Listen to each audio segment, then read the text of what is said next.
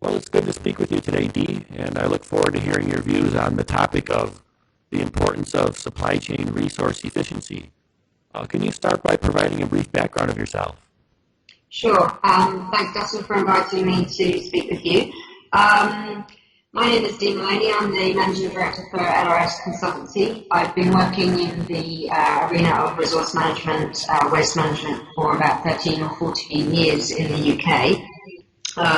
Predominantly starting out looking at how materials are collected for recycling and how they're reprocessed back into the supply chain. And what we've seen over the years and more recently is how that sector is starting to become more interesting to the non-waste sector producers and manufacturers and users of products and businesses because are starting to view those resources as commodities. So we're starting to see a shift change in the way that waste recycling is viewed. So LRS specialises in the materials resource supply chain, working all the way from those who are responsible for collecting and processing those materials, all the way through to those clients who are manufacturing and putting products on the marketplace. And can you talk about your recent report, A Practical Path to Resource Efficiency? What problem does it address and who is it targeting?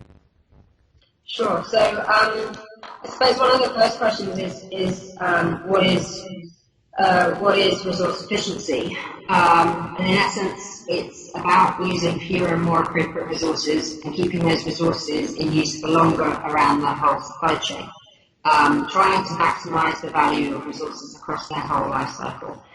So it's not a new concept. It's really been around for a long time, and up until now the main focus has been on, as I was saying, material-related resource efficiency, diverting waste from landfill.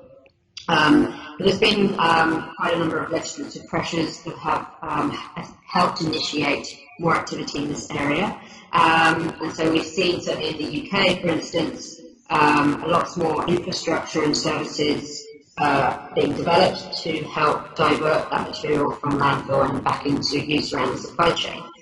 However, what we've started to see in the last couple of years has been that that kind of end of pipe solution is not enough. And companies and businesses who are commercial and profitable are starting to see that they need to, or they have the opportunity to see value in those materials and resources, both energy and materials, that they have maybe previously looked at as something that is a problem.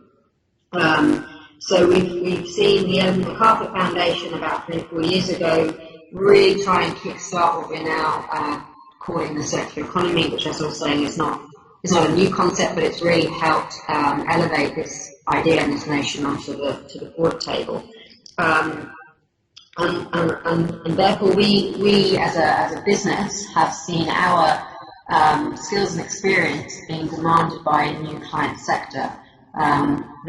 We're seeing that our understanding of how waste and recycling and those materials are collected and processed is important for those organisations and clients who then take that material back to manufacture and produce new products that we're selling on the marketplace.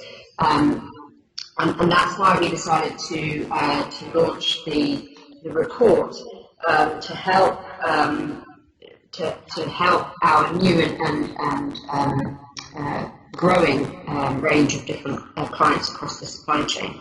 So it's predominantly aimed at resource users, manufacturers, but also at the waste management industry who now need to connect with different companies in the supply chain, and then different stakeholders within those different organisations, such as product designers, retailers, brand owners, with the idea of bringing this concept of end-to-end supply chain work. We found that very often businesses look for resource opportunities within their own four walls, which is a good place to start. But actually some of the bigger opportunities are identified when they look outside of their four walls and start talking to different people along their supply chain. There's a couple of great examples in the guide that people can obviously access online. about how to do that. So a great example that I really love is the Fortune Cookies example, where the manufacturer of biscuits had processed waste that they were disposing of as a normal end-of-life waste, but actually identified that there was another company out there that could benefit from using that processed biscuit waste as sprinkles within one of their products.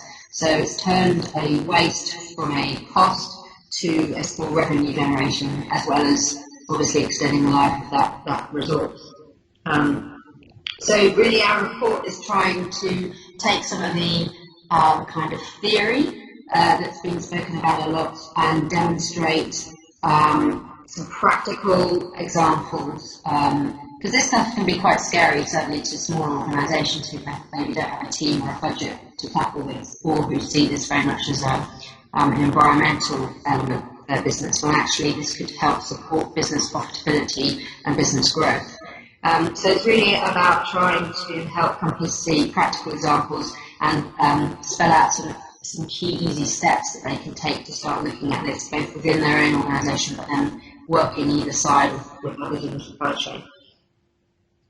And who can benefit?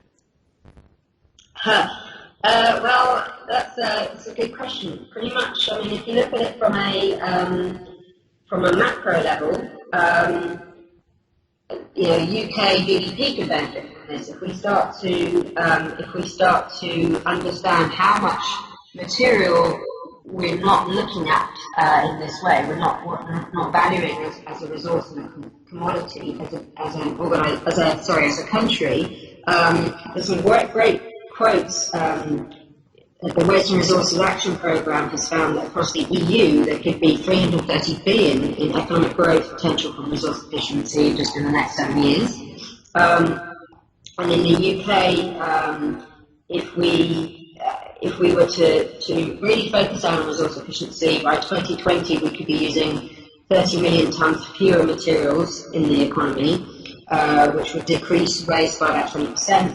And could be recycling 40 million tonnes of materials back into the economy. So on a macro level, this can start to help benefit the country, create jobs, keep those materials going around, whether it's UK or European circle. And indeed, the EU has a roadmap for resource security and efficiency, looking at how, as the EU, we can make most use of these materials. And then down on a kind of more local level, obviously anyone within the business, this is something that the financial directors should be looking at, and indeed the Prince of Wales Trust just launched a new training session and work programme for chief financial officers around resource efficiency. So it can help with staff morale, it can help with engaging consumers, with shareholders. So it's really something that can support an entire business strategy. And can you talk about how it works? How a business can implement resource efficiency and what actions they can take. The first step really is to recognise it's something that you want to look at and understand what the opportunities are. And firstly, so we've sort of developed a process flow diagram based on kind of everyday business practice really. Firstly, starting with understanding your own performance and how resource efficiency fits within your own business strategy. There's a great quote where somebody has said that businesses can rarely deal with one strategy, i.e. their business strategy, and therefore having an additional sustainability or resource strategy is going to add extra burden. What we like to talk to our clients about is how do they embed the resource efficiency strategy within their existing business strategy to make life a lot easier. So it's understanding its place within your business strategy, looking at your current performance, and starting to identify those gaps and areas for improvement, whether they're within your own four walls or whether that means talking to some partners along your supply chain. develop a plan, embed that plan within existing reporting structures and objectives, and then start to implement those resource efficiency initiatives. Monitor that, look at the impact of it, demonstrate the power of looking at things from this kind of lens, and then go back around the loop again. So really, it's nothing more than following existing business processes and management strategies, but just looking at things slightly differently. One of the keys is to start to move away from considering waste as something that needs to be disposed of as quickly and cheaply as possible, and instead looking at it as an opportunity or a valuable commodity.